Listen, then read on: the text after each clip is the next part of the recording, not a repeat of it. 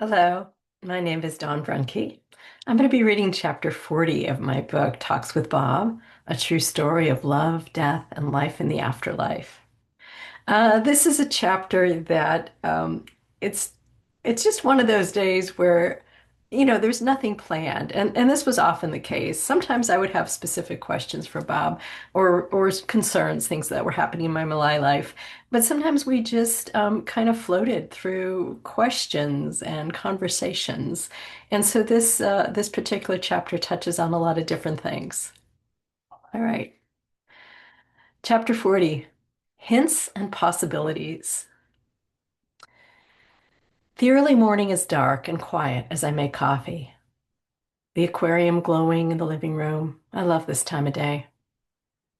Settling into my chair, reaching for the laptop, I think of three friends who died just months before Bob.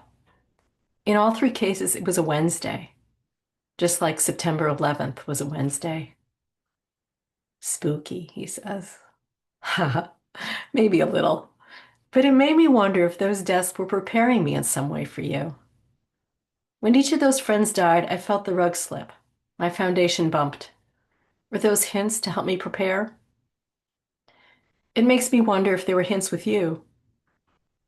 Probable cause of death on your death certificate is atherosclerotic cardiovascular disease, which is basically arteries clogged with plaque. Twice before you left, we had clogged pipes, remember? First, the toilet pipe that was clogged somewhere deep in the walls, and the kitchen sink a few months later, a clog somewhere deep below the kitchen floor. In both cases, it was a big deal, not an easy fix. Was that a hint? A clue about what was happening in your body? My guides are here, he says, wanting to answer with me.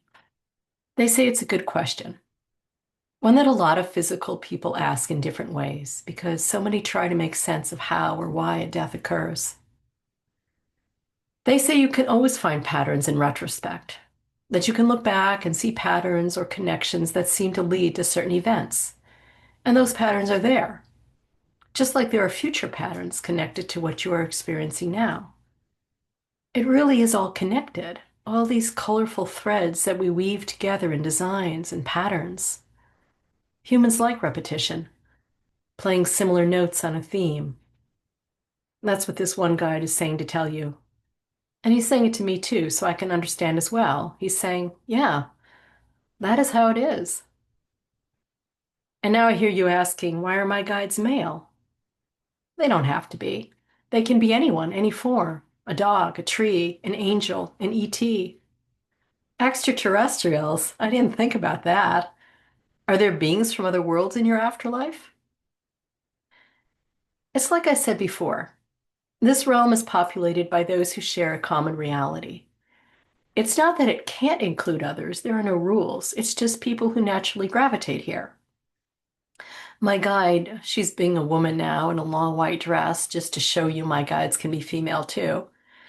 She's saying that Earth has a limited view of how we see extraterrestrial life.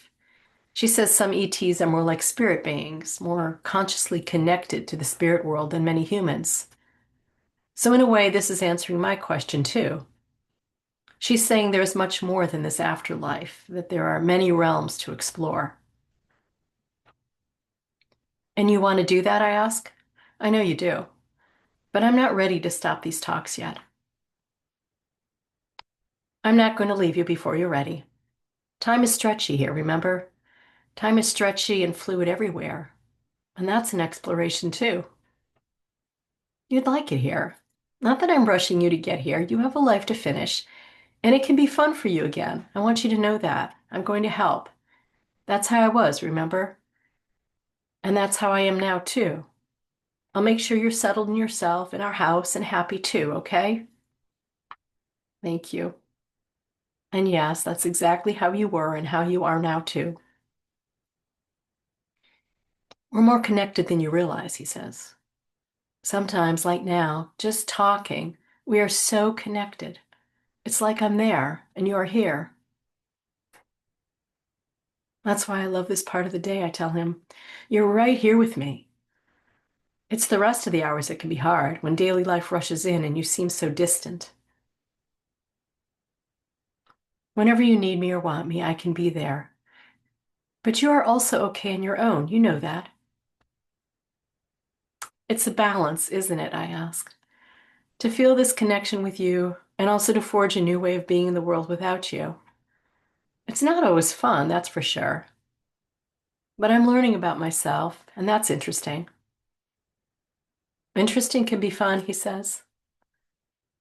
I'm not sure I'm on that page yet. You can always come here and we can sit together, he tells me. That little boy and the sheepdog moved on, but we can sit on that hill and look at the sun or suns. I can make a couple of suns and put clouds in the sky so the light slides in through different colored beams. You can make the best sunlight here, or auroras, or comets, or sweeping stars. We could sit on a rock and watch the ocean waves all around us, crazy and wild and stormy. Or the water so flat and clear you can see all the fish and dolphins and whales and starfish below. We can go anywhere, see anything you want. That's what it's like here. And you can do that too in your mind. Anyone can do that if they want. In my life as Bob, I had so many blocks, so many restrictions, so many big boulder rules that I thought were real. So I couldn't see everything that was possible. And that's all you need to know to experience what you want. Just to know it is possible. So many possibilities. I wish I had known that. That's one of the things that is so freeing and lightening here. It makes me feel very happy and creative. Not exactly like those feelings on Earth, more like filled with inspiration and joy and excited energy, and knowing you are that. Maybe that is what happens on Earth when you suddenly feel happy for no reason at all. Maybe a spirit being who is so full of happy is near you or smiles on you, and then you feel that too. That's really lovely, I tell him. It reminds me of the day when the sun streamed past the clouds and filled me. At first I thought of you, but it was more.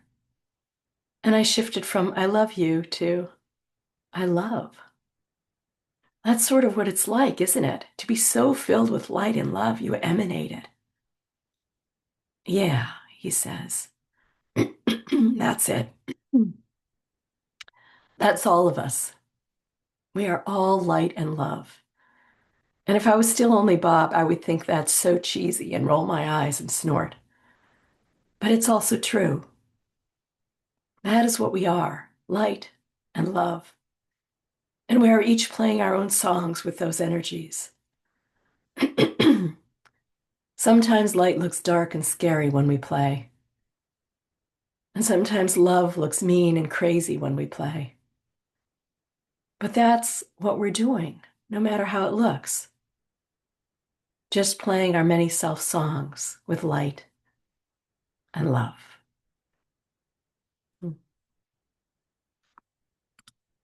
Okay, that's the end of that lovely chapter.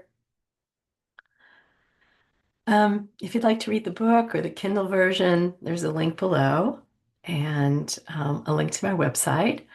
I've written a lot of other books too that you might find interesting. And there's a link to our channel. So if you click on notifications, you can find out when I'll read a next chapter, which will probably be tomorrow. I hope you've enjoyed this. I hope it helped you. Okay, take care.